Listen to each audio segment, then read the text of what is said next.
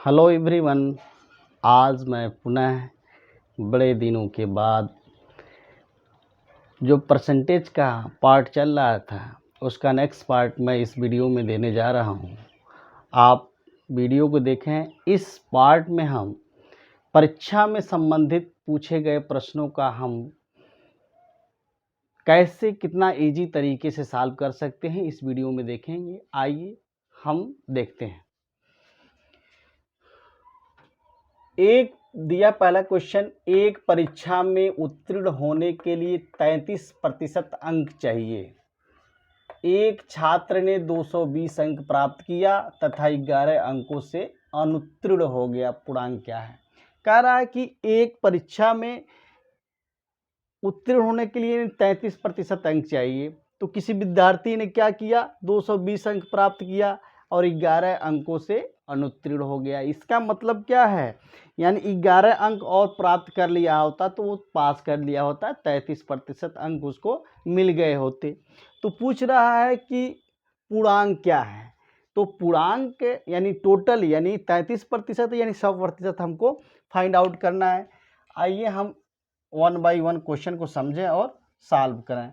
देखिए पहले वाले का हम इजी तरीके से यानी 33 माने चूंकि 33% बराबर कितना है, यानी पाया कितना 220, पाता है 220 और 11 अंकों से अनुत्तीर्ण हो गया। इसका मतलब 33% होने के लिए 11 अंक और प्राप्त किया होता तो वो पास हो गया होता। यानी कितना हो जाएगा 231, यानी 33% बराबर 231।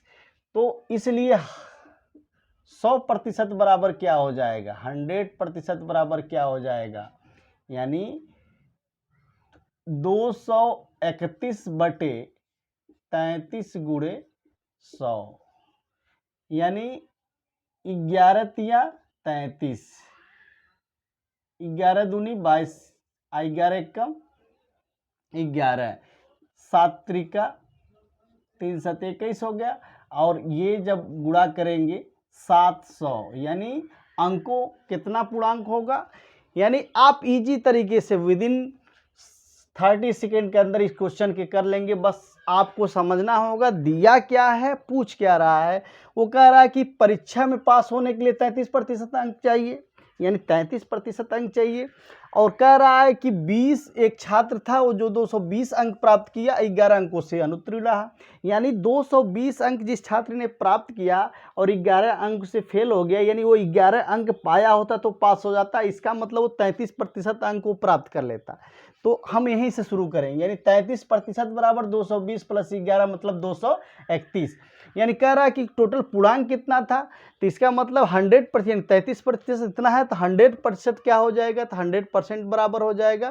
क्या करेंगे 231, चूंकि इसलिए वाला क्वेश्चन है तो 231 बटे 33, यानी क्या होता है इसका जो यहाँ होता है इसमें इसको गुणा करते हैं और 33 यानी यहाँ जो होता है उससे भाग देते हैं। तो 33 से भाग दे दीजिए, यानी जो अंक आया वो कितना 100%, यानी 100 यानी 700 अंकों का वो पूर्णांक था।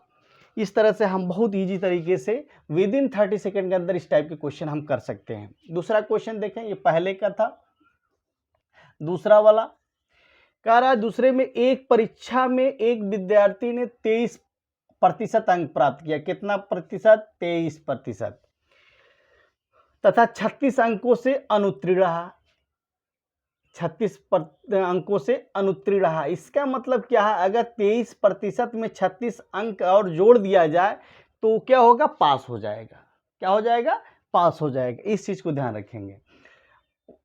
उसी में कह रहा है इसी परीक्षा में एक दूसरे विद्यार्थी ने 35% अंक प्राप्त किया तथा उत्तीर्ण होने के न्यूनतम अंकों से 48 अंक अधिक प्राप्त किया। यानी जो 35% अंक प्राप्त किया था, वो जो जरूरत भर का अंक था उससे वो 48 अंक अधिक प्राप्त किया। इसका मतलब क्या है, इस 35% अंक में से 48 अंक घटा दें, 48 अंक घटा दें तो जितना पास होने के लिए जरूरत अंक होना चाहिए था उतना ये भी प्राप्त कर लेता। तो हम इन्हीं दोनों में से हम लेकर चलेंगे। यानी अब कह रहा है कि पूर्णांक क्या, यहाँ पर भी पूर्णांक ही पूछ रहा है।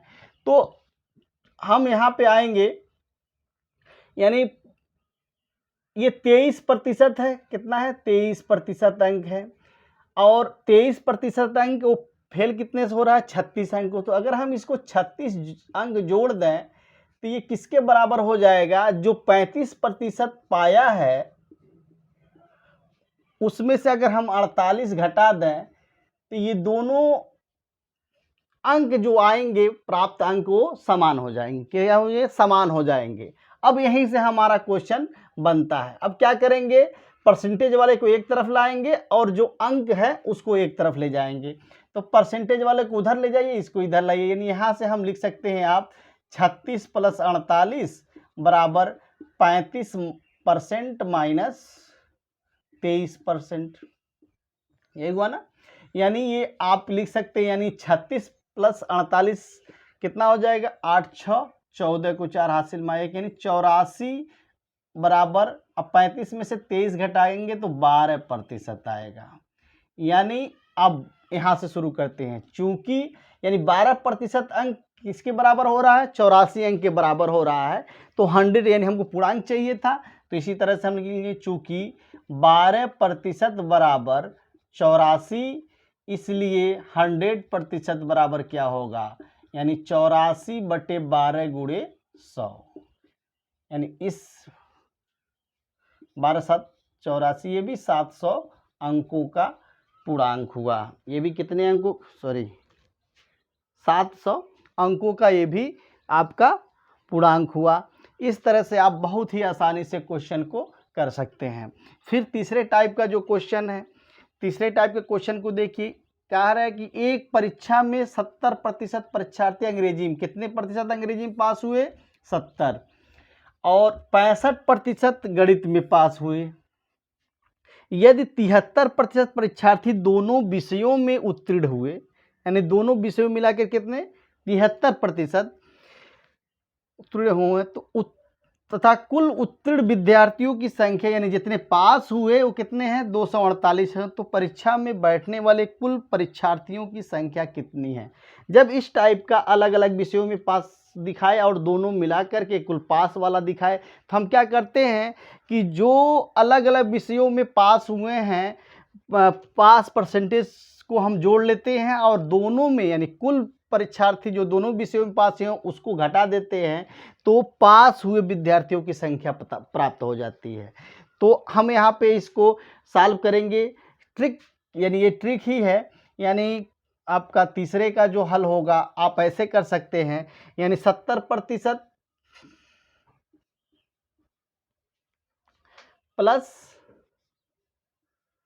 65, यहाँ पे भी कितना प्लस है, परीक्षार्थियों की संख्या कितनी है ये पूछ रहा है, यानी कुल परीक्षार्थी कितने हैं, यहाँ पे परीक्षार्थियों की संख्या पूछ रहा है। तो हम यहाँ पे अलग अलग विषयों में पास, यानी 70% अंग्रेजी में, 65% कितने में है, गणित में पास हुए हैं, और दोनों विषयों में 73 है। तो क्या करते हैं, दोनों को जोड़कर 73 को यानी घटा देते हैं, यानी ये कुल कितने के बराबर हो, यानी जो पास विद्यार्थी होंगे उनकी संख्या हो जा रहा है 248। कितना हो रहा है, 248। अब इनको जोड़ लें, यानी 70 + 65, 70 और 65 में से 73 घटाएंगे, यानी आएगा आपका 62%। कितना आ जाएगा, 62% बराबर हो जाएगा 248।